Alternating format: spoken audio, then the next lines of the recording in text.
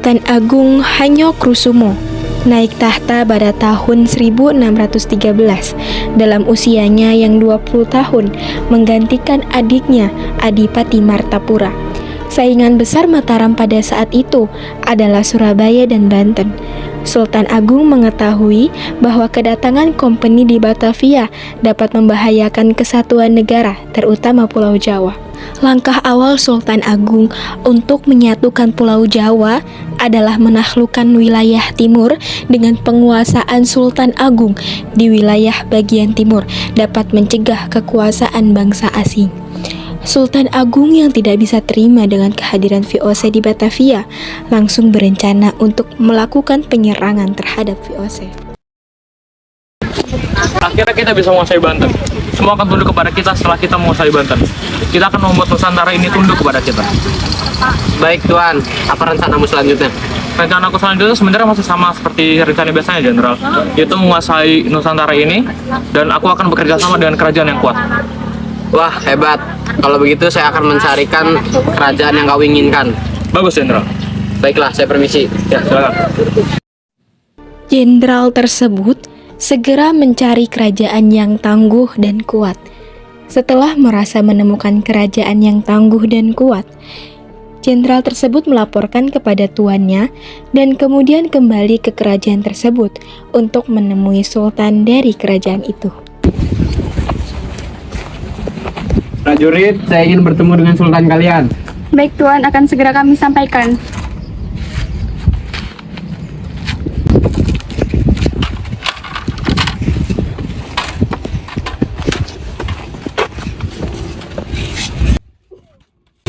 Salam Tuan. Ada utusan dari VOC yang akan bertemu dengan Anda. Apa? Untuk apa utusan VOC datang kemari? Bawa dia ke sini. Baik Tuan.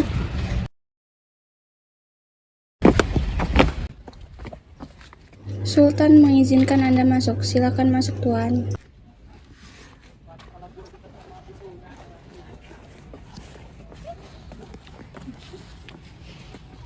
Saya adalah utusan JP Kun. Dengan rasa hormat tuanku meminta agar Mataram dengan VOC melakukan hubungan kerjasama.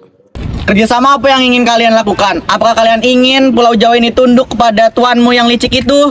Sultan berpikir seperti itu. Kita hanya ingin melakukan kerjasama pemerintahan, Sultan. Kerjasama apa yang kau maksud? Seperti memerintah hasil wilayah dan seperti memerintah hasil bumi. Kalau itu yang kau inginkan, segeralah kau pergi dan tinggalkan Mataram ini. Dan jangan kau pernah berharap untuk bekerja sama dengan kerajaanku. Apa yang kau maksud, Tuan? Tunggu saja, tuanku akan datang dan melawan kerajaanmu yang lemah ini.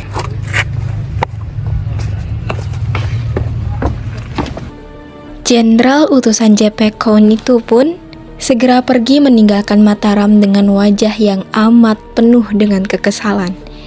Ia segera menuju ke Batavia dan mengatakan yang telah ia alami di Mataram kepada JP Kun. Setelah mendengar penjelasan dari jenderal utusannya itu, JP Kun tentu marah dan menyimpan dendam kepada Mataram. Salam, Tuan. Ya, cepat katakan apa yang kau dapat dari Mataram dan kapan kita akan menguasainya. Maaf Tuan, Mataram telah menolak bekerja sama dengan kita karena Mataram tahu siasat buruk kita. Apa? Sombong sekali Mataram itu.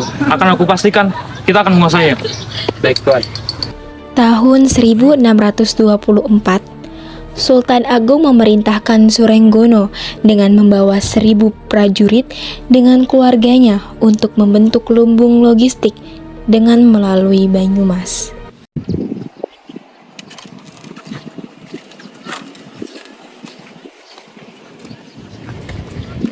Salam Sultan, VOC telah menghalangi kapal-kapal dagang Mataram yang akan dikirim ke Malaka. Kurang ajar sekali VOC itu. Segera pikirkan rancangan untuk penyerangan. Baik Sultan, tapi jarak antara Mataram dengan Batavia sangatlah jauh Sultan. Selain itu kita juga memerlukan banyak tenaga dan persediaan senjata serta makanan yang cukup agar kita bisa melawan dan membuahkan hasil Sultan. Kita akan membangun lumbung beras di Karawang yang letaknya sangat strategis untuk melawan VOC. Prajurit, siapkan 1000 pasukan beserta keluarganya untuk pergi ke sana dan bangun lumbung persiapan penyerangan. Dan jangan lupa beri info kepada saya tentang perkembangan di sana. Silahkan pergi. Baik, Tuan.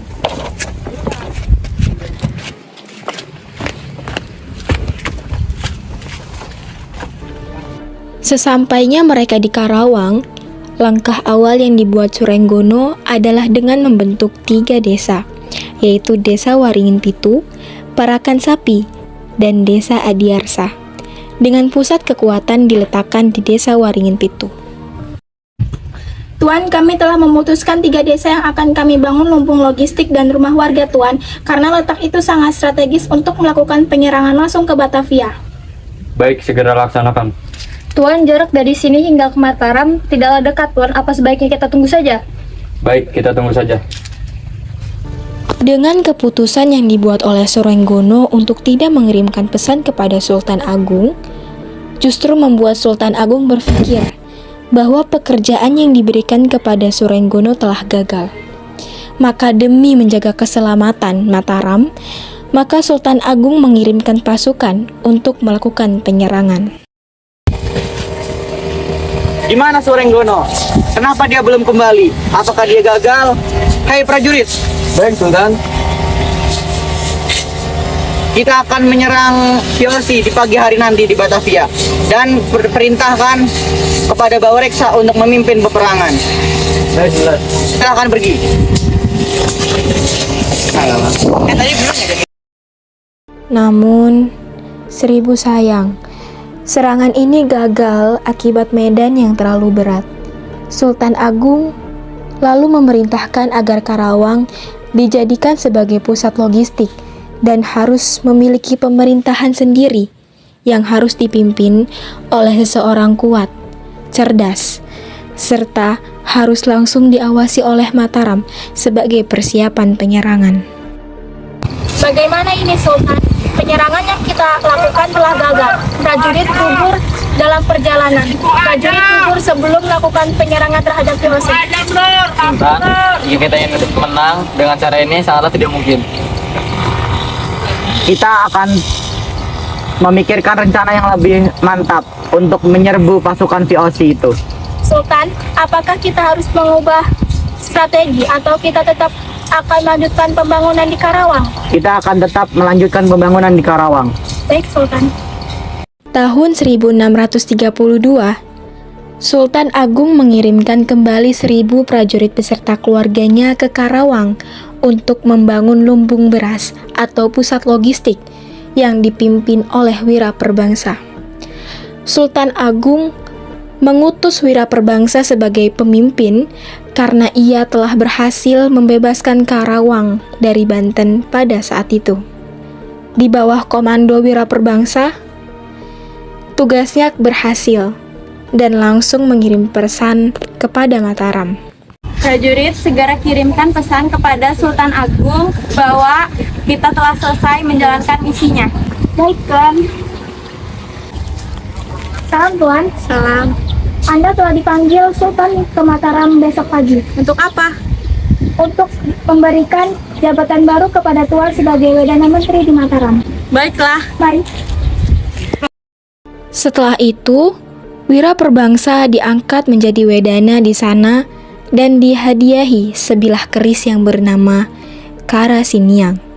Namun, Wiraperbangsa meninggal saat menjenguk keluarganya di Galuh dan kemudian digantikan oleh putranya yang bernama Raden Singaperbangsa. Tuan, Mataram sedang mempersiapkan penyerangan. Biarkan saja mereka. Tuan, penyerangan tersebut ditunjukkan kepada kita. Apa? Kurang ajar sekali mereka. Mereka telah meningkatkan pasukan dan membuat lumbung beras di Karawang, Tuan. Apa yang harus kita lakukan, Tuan? Segera hancurkan lumbung beras milik mereka dan hancurkan rumah warga milik Mataram di Karawang dan juga persiapan kesenjataan untuk menyerang Mataram. Baik, Tuan. Saat Sultan Agung menyiapkan peperangan, rencana itu diketahui oleh Jepekon. Maka Jepekon memerintahkan seluruh pasukannya untuk menghancurkan segala persiapan yang telah disiapkan oleh Sultan Agung.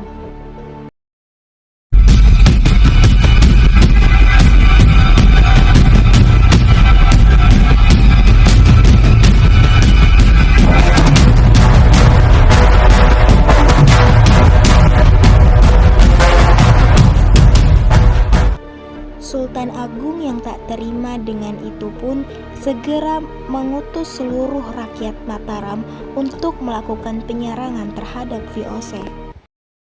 Wahai rakyat Mataram, mulai hari ini dan detik ini, mari kita kerahkan semua jiwa dan raga kita untuk tanah Jawa. Serang!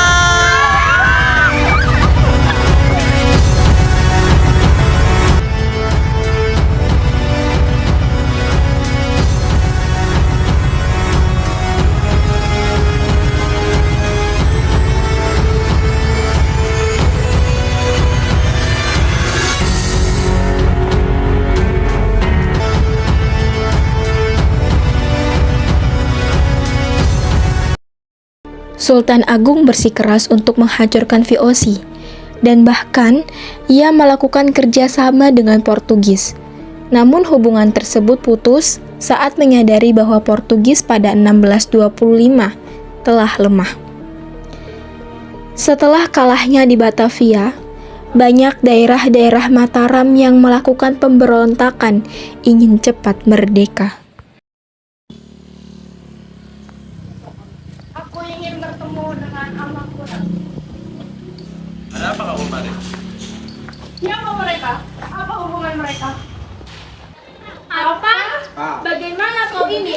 Kau justru malah melakukan kerjasama dengan VOC.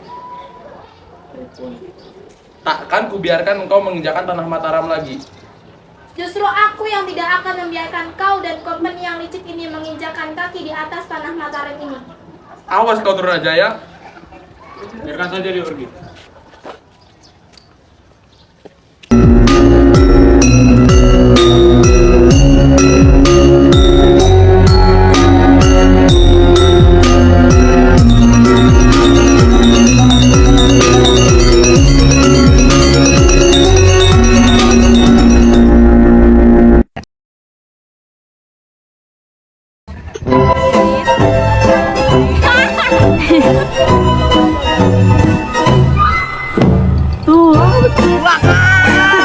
Dipikirkan untuk